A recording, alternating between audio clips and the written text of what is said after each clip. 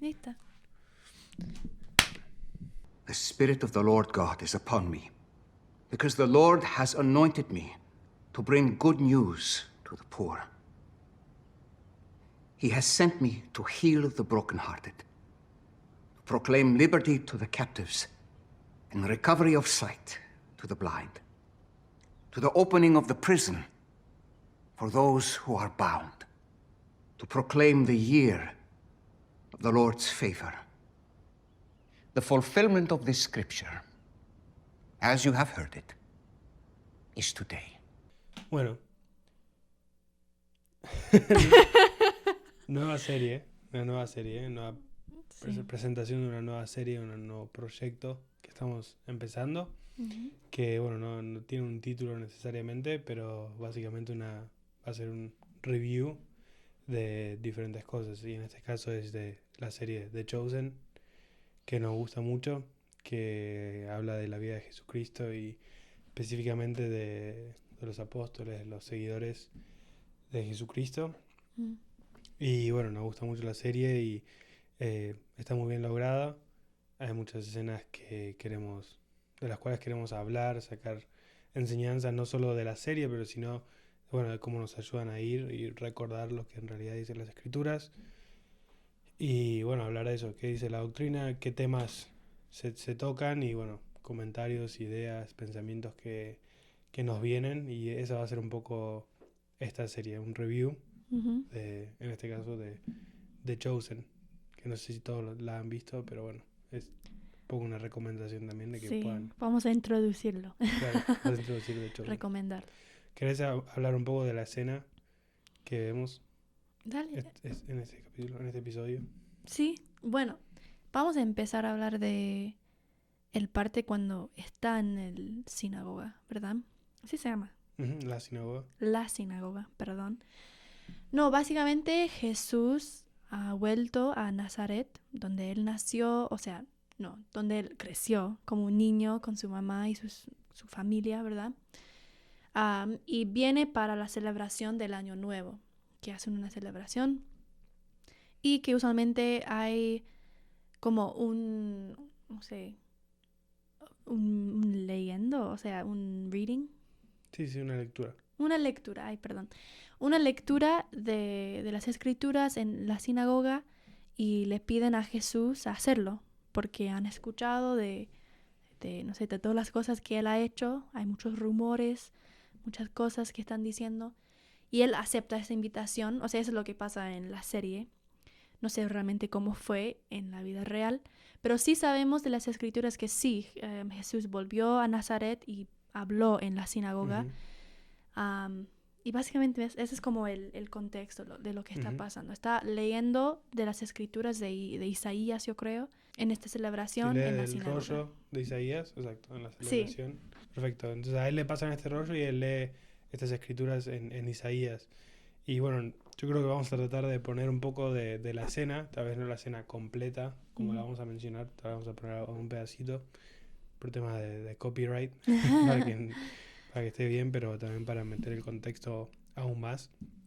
Pero bueno, básicamente eso es lo que está pasando. Y cuando lee la escritura, él dice, ¿no? El espíritu, es en la parte en Isaías que dice: el Espíritu del Señor está sobre mí, este es el año del Señor, vengo a sanar a los de corazón roto, a traer las buenas nuevas, básicamente. Y son escrituras que claramente referenciaban, cuando Isaías las profetizó, al Mesías. O sea, todos los judíos, me imagino, de esa época sabían que esas escrituras... Y la venida del Mesías. Claro, sabían que esas escrituras hablaban del Mesías, de la venida del Mesías. Y lo que dice Jesucristo, que salta toda la controversia en la sinagoga, es que él dice: hoy están viendo el cumplimiento de esta escritura, ¿no? O sea, básicamente le está diciendo directamente que yo soy el Mesías. O sea, ustedes están viendo acá al frente de ustedes al Mesías. Bueno, quiero hacer un rewind rapidito. No vamos a hablar mucho de esto, pero la escena de que queremos hablar es como en medio del episodio, del capítulo. Pero antes no quiero hablar tanto porque queremos hablar de eso en tal vez otro episodio del Estandarte Review, no sé qué es esto. Pero que él estaba conversando con muchas personas en Nazaret, que se sabe que ellos no creen realmente que es el Mesías, solo han escuchado rumores, chisme, y creo que eso tiene, o sea, no, sorry, cut all this out. Quiero hacer un rewind de un poco de contexto también, que en este capítulo y también yo creo en las escrituras también, que Jesús había vuelto a Nazaret, el lugar donde creció, ¿verdad? Entonces muchas de las personas no le veían como un raboni o un maestro, pero lo veían como Jesús, ¿verdad? De Nazaret, el hijo de José, que sabemos que realmente no era el hijo de José. Pero ellos no sabían eso. Entonces, mientras estaba hablando Jesús y también enseñando de las cosas que vamos a hablar, muchas de las personas lo veían así, como un humano, ¿verdad? Como un niño que creció en su barrio. Y creo que da un poco más de la escena de lo que él quiere decir. Uh-huh. No, y acá se ve una de los primeros grandes rechazos que él recibe en su vida, ¿no?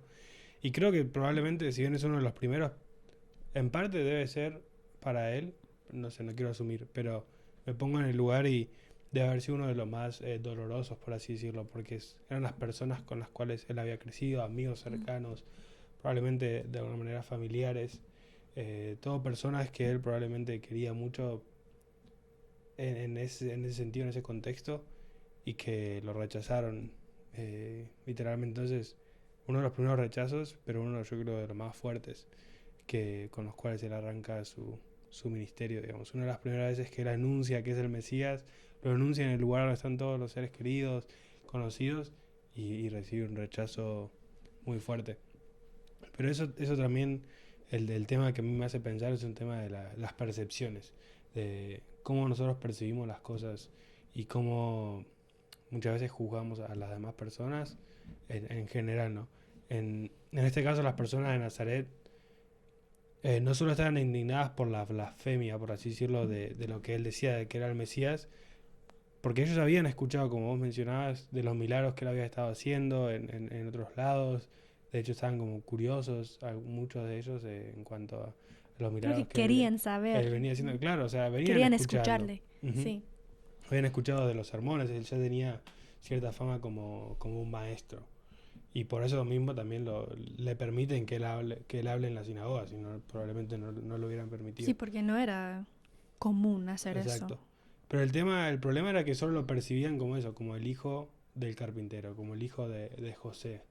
Uh-huh. Y el tema de que ellos lo percibían así les prohibió ver realmente a quién tenían adelante, que era el Hijo de Dios, era el Mesías que ellos tanto anhelaban, que ellos oraban en cada oración probablemente por la venida de ese Mesías, y lo tenían al frente de ellos y no lo podían ver por esa percepción que les nublaba su visión, lo que ellos podían ver. Y es un poco lo que nos pasa a nosotros. Si nosotros no tenemos cuidado los lentes con los cuales vemos a las personas que nos rodean, podemos terminar juzgando a muchas personas de la manera errónea. Si de la manera que percibimos las cosas en general, cómo percibimos, cómo juzgamos las fuentes de información que nosotros adquirimos. Si realmente nos preocupamos por obtener verdades o simplemente escuchamos lo que dicen los influencers con más seguidores, o lo que es tendencia, lo que hace la mayoría. ¿Cuál es nuestra posición en cuanto a esas cosas? ¿Cuál es nuestra percepción? Estamos dejando que todo eso nos ennublezca las verdades que tenemos al frente nuestro hoy en día, porque él dice, o sea, el día del Señor está acá, ahora, es hoy. Y imagínate, y nosotros vivimos en un tiempo así, las verdades del Evangelio están todas abiertas a nosotros, están disponibles para todos nosotros, pero en la rutina tal vez, entre todas las cosas que hacemos, se nos puede nublar eso. Entonces, ¿cómo juzgamos eso? Y también sí es que le damos más importancia a cantidad de seguidores que a lo que nos hace sentir el Espíritu Santo, que es lo que nos dice el Espíritu Santo que es verdad. Si es que, si vamos un poco a lo religioso en absoluto, le damos más importancia a lo que dice el profeta o los líderes de la iglesia que a lo que dicen los influencers, con las celebridades con más seguidores. ¿Pasamos más tiempo en plataformas o pasamos más tiempo tratando de aprender en las escrituras o de la palabra de los profetas? Son preguntas que tal vez podemos hacernos y ver, bueno, cuál es mi percepción del Mesías, digamos. Sí, y quiero hacer una pequeña conexión de esto que aprendí en la historia de la iglesia restaurada, la iglesia de Jesucristo, de José Smith, ¿verdad? Y creo que todos los profetas, en verdad. Pero José Smith, cuando creo que estaba en Kirtland, todos los santos, la iglesia era pequeña, ¿verdad? Pero para poder apoyar a la iglesia financieramente, José Smith y otros líderes de la iglesia empezaron un banco, ¿verdad? Y bueno, no fue muy bien. Perdieron el banco, perdieron mucha plata, o sea, mucho dinero que la iglesia perdió. Y dinero no solamente de la iglesia, pero de los miembros de la iglesia. Personas, sí. Y José Smith estaba como encargado de todo, ¿verdad? Y mucha gente dejó la iglesia porque pensaron cómo un profeta puede hacer eso. O sea, ¿cómo no vio venir esas Claro, cosas, ¿no? Sí. claro, cómo no pudo ver como que todo iba mal y perdió todo nuestro dinero. Y no sé, me da impresión igual a esto de Jesucristo, ¿verdad? Que tenían esa percepción y tal vez asumieron también que un profeta sabía todo, ¿verdad? Y que era básicamente como un dios, puede decir. Pero no era así, era un hombre, ¿verdad? Y hacía errores a veces. Y por eso, no sé, creo que hay una conexión en esto, ¿verdad? Porque Jesucristo sí era un humano, pero también era el Señor, ¿verdad? Y las personas tenían esa percepción, como dijiste, de que era el hijo de José, tal vez era un carpintero, ¿verdad? Cosas así. Y no podían creer que el Mesías ni siquiera podía ser nacido en Nazaret, por ejemplo. No podían imaginar, tenían esta percepción diferente de Jesús. Y esto me hace recordar otra parte. No, y haciendo un paréntesis antes de Sí. mover y antes de que sigas con eso, de que me hiciste pensar también en que aplicado a hoy en día, muchas personas, no solo saben como un profeta, pero un líder local de la iglesia, un obispo, un presidente de rama, un líder,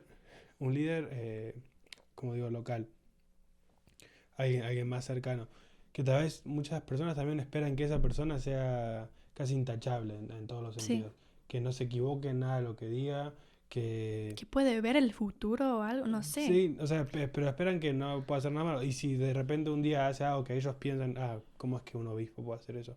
¿Cómo es que un líder dice o hace tal cosa? Entonces la iglesia debe ser falsa, por eso nomás.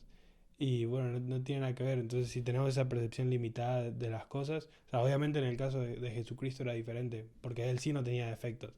Pero hoy en día tenemos líderes a través de los cuales Jesucristo hace que la iglesia se mueva, que son todos imperfectos. Y creo que Jeffrey R. Holland dice en un discurso, ¿no? De que imagínense Dios que a través de toda la historia siempre tuvo que manejar las cosas a través de líderes imperfectos, ¿no? Y nunca lo escuchamos a él quejándose, digamos, de estos líderes. Entonces hay que diferenciar de los que son las verdades y por qué la iglesia es verdadera, de que todos los líderes tengan que ser perfectos para que la iglesia sea verdadera. Sí. Y no es verdad eso. Y tampoco los miembros de la iglesia tienen que ser perfectos para ser santos de Jesucristo, ¿verdad? No, pero tal vez estoy avanzando demasiado, pero hay un parte donde dice Jesús que todos tienen una deuda espiritual. Y me gusta mucho esto, una deuda espiritual.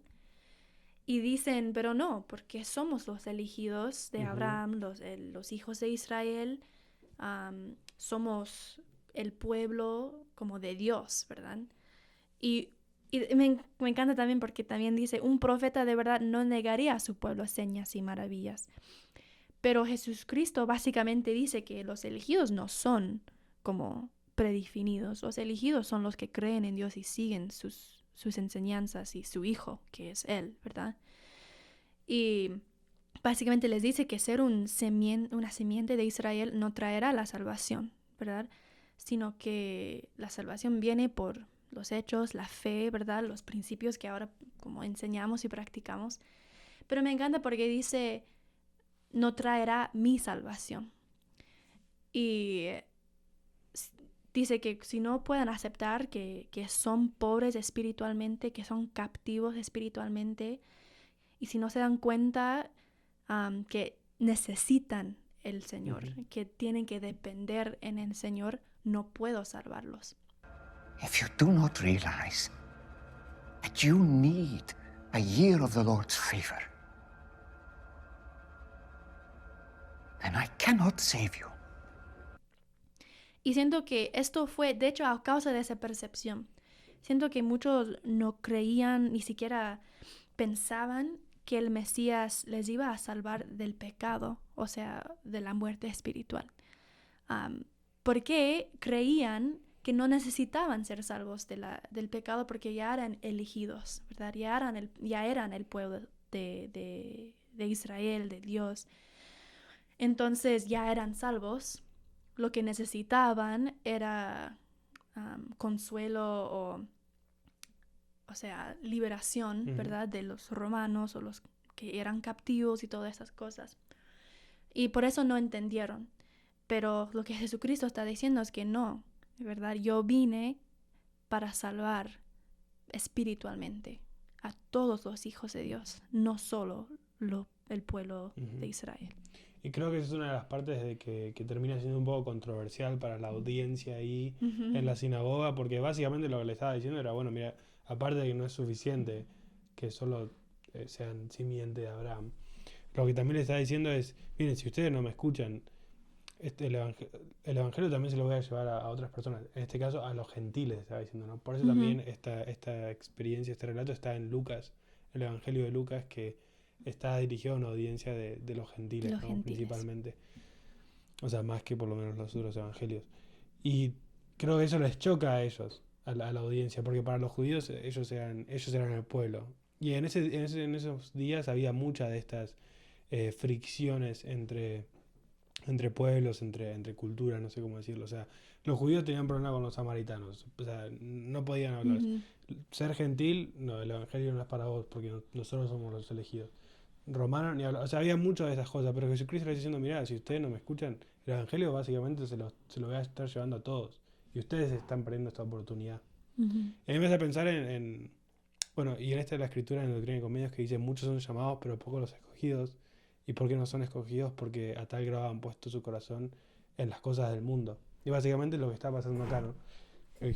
Y a mí me hace pensar un poco en cuántas veces nos puede pasar eso a nosotros en nuestra vida. O sea, cuántas veces tenemos oportunidades que si realmente no las tomamos, esas oportunidades van a ir a otras personas. O sea, esa oportunidad tal vez no nos va a esperar a nosotros toda nuestra vida. O sea, en el caso del evangelio probablemente Dios siempre nos va a estar extendiendo una segunda oportunidad, tercera oportunidad, cuarta oportunidad. Pero me refiero en cualquier aspecto, tanto secular como religioso, hay muchas oportunidades que pasan una vez o que hay que tomarlas en su momento porque esas oportunidades van a encontrar a otra persona. Y creo que es importante tener eso en cuenta. Y otra cosa que quería mencionar relacionado a eso es lo que dice Santiago en cuanto a que el conocimiento no asegura la salvación. Creo que es en la epístola de Santiago que está, que básicamente dice que con orgullo y satisfacción, eso está diciendo en la epístola, con orgullo y satisfacción declaráis vuestra fe en Dios, os jactáis de no ser como los idólatras y los paganos porque aceptáis a un Dios. Y dice, hacéis bien en profesar y consiguientemente creer. Mas recordad que otros hacen lo mismo. Aún los demonios creen. Y creen tan firmemente que tiemblan cuando meditan el destino que esa creencia les revela.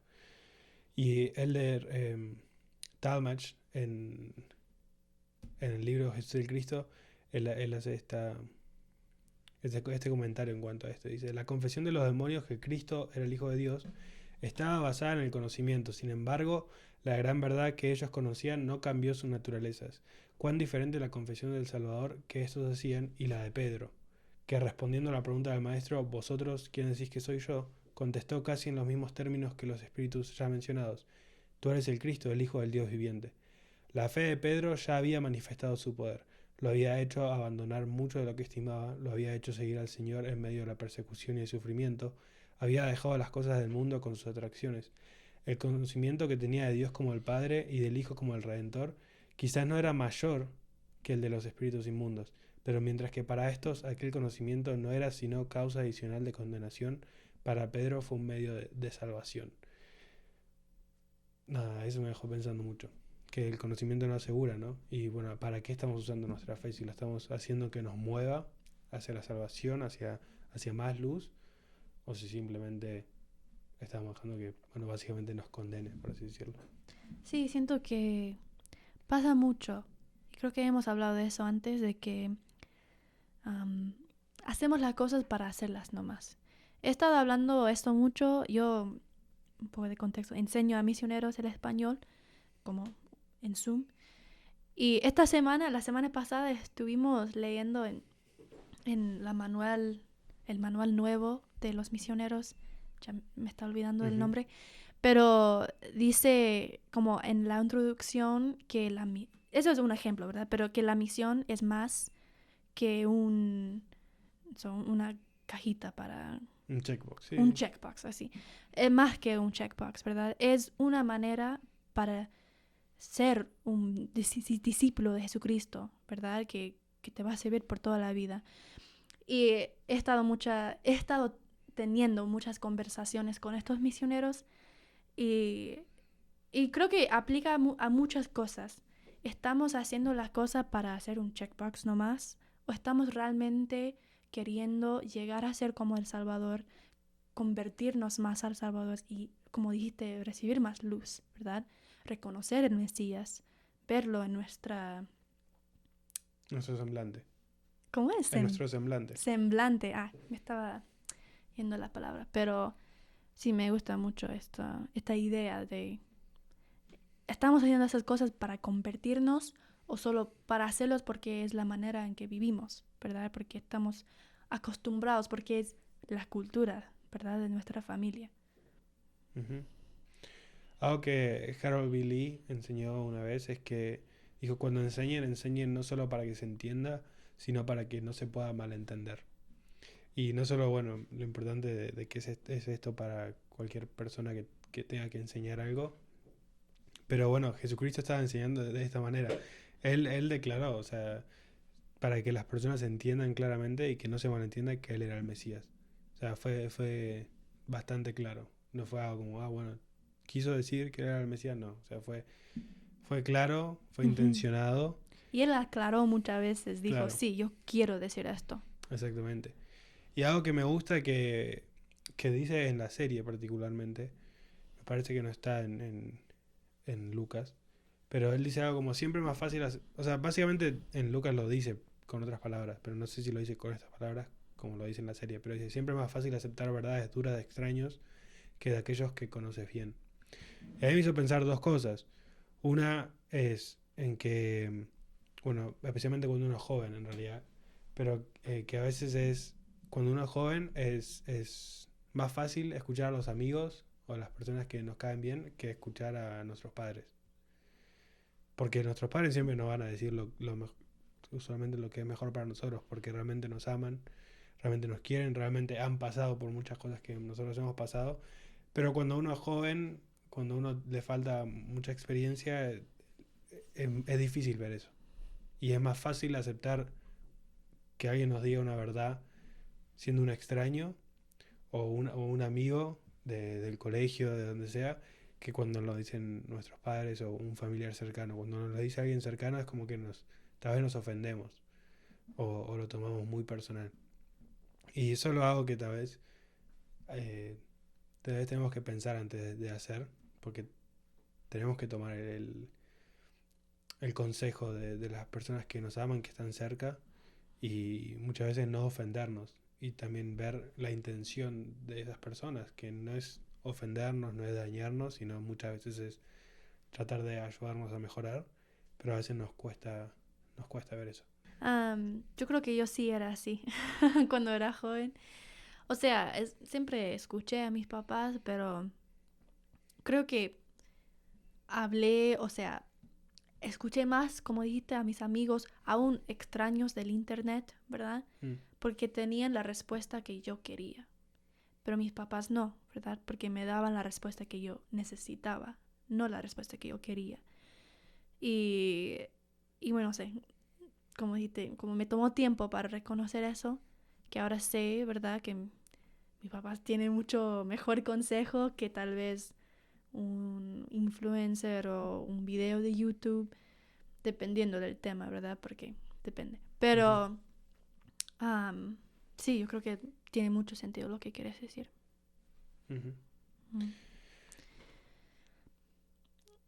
¿Tienes otra cosa o No. puedo añadir algo sí, más? Sí. Quiero hablar un poco más, como más al final de esta escena, cuando el fariseo, como le está diciendo, ¿quieres decir que sos el Mesías o que eres el Mesías o que eres un profeta?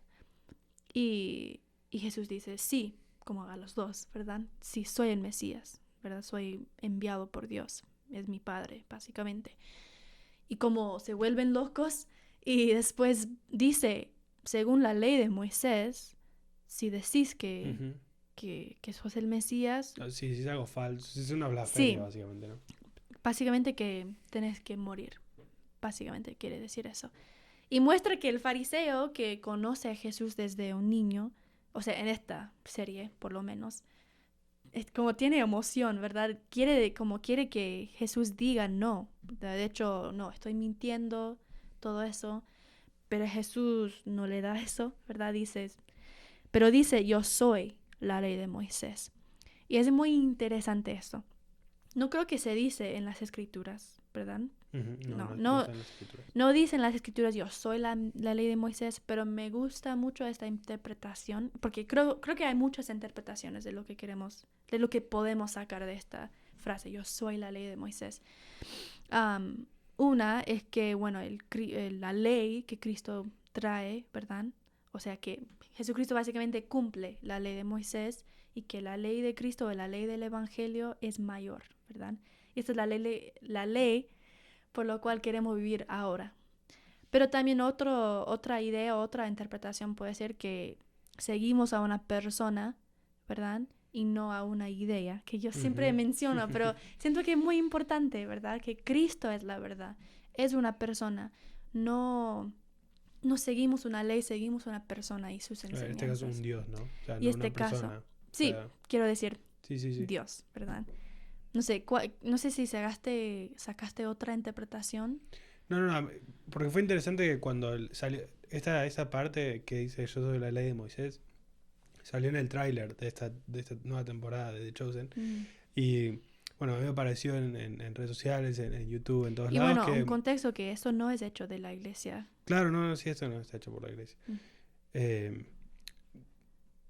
Pero que mucha gente fue muy controversial, porque todos empezaron a decir, básicamente como eso, o sea, diciendo esto es blasfemia, esto está mal.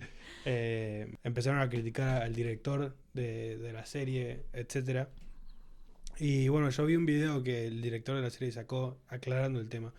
Él dijo igual, no tenía muchas ganas de salir a aclarar porque si no tendría que salir a aclarar un montón de cosas porque cada episodio que sacan siempre hay alguien que está disgustado con algún comentario, con alguna línea del guión, etcétera.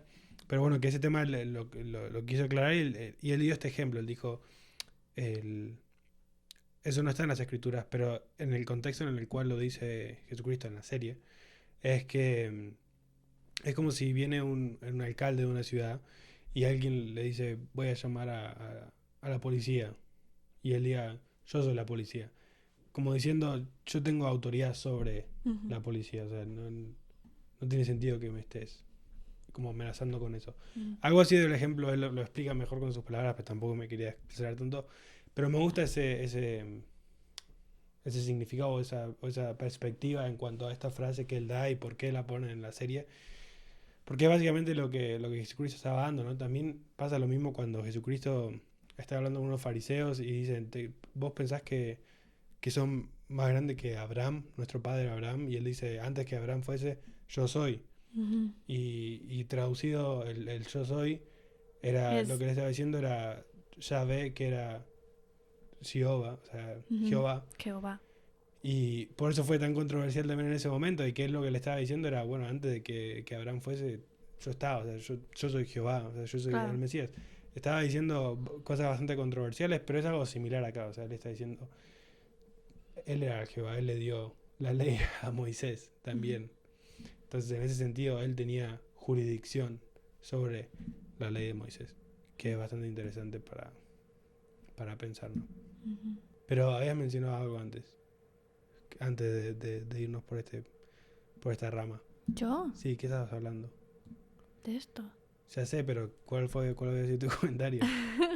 Que iba a hacer un comentario sobre No, eso, pero... que me gusta que hay muchas interpretaciones que podemos sacar de esto, ¿verdad? Aunque no lo dicen en las escrituras, creo que es importante pensar. Ah, ya sé lo que iba a decir. Ahí está, ahí me acordé. No, Ah, porque él dice algo y en este caso le empiezan a preguntar, ¿no? Está diciendo que sos el Mesías. Y sí, sí, él lo sí. reafirma y él no tiene miedo. Y recibe el rechazo de los amigos más cercanos, de personas que él quería, etcétera. Y, perdón, me parece interesante que mientras están haciendo estas acusaciones, Lázaro, que sabemos que es un buen amigo de Jesús, como trata de defenderlo, ¿verdad? Diciendo, él no quería decir esto, vamos a salir Ujú, tranquilamente. Y Jesús dice, no, yo quería decir esto. ujú, exacto. Creo que es importante eso. Exacto. Bueno, y a eso un poco lo que voy de que él reafirma eso. Él no titubea y dice las cosas claras.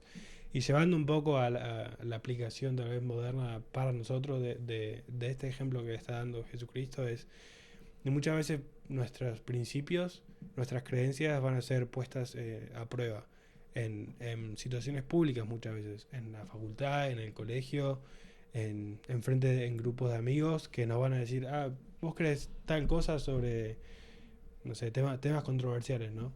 LGBT, aborto, etcétera. Especialmente porque esos son los temas Las cosas muy que más controversiales. tocan hoy. Ujú. Y muchas veces hay que decirlo, las cosas que creemos y no achicarnos, por así decirlo, ¿no? O sea, Jesucristo cuando tuvo que decir las cosas que tenía que decir, que sabían que eran verdad, no se avergonzó y no tuvo miedo del rechazo de los amigos o de las posibles repercusiones de lo que él podía decir. O sea, él tampoco entró a la sinagoga haciéndose el canchero, digamos, pero si no, entró y dijo las cosas y buscando obviamente la salvación de corazones quebrantados.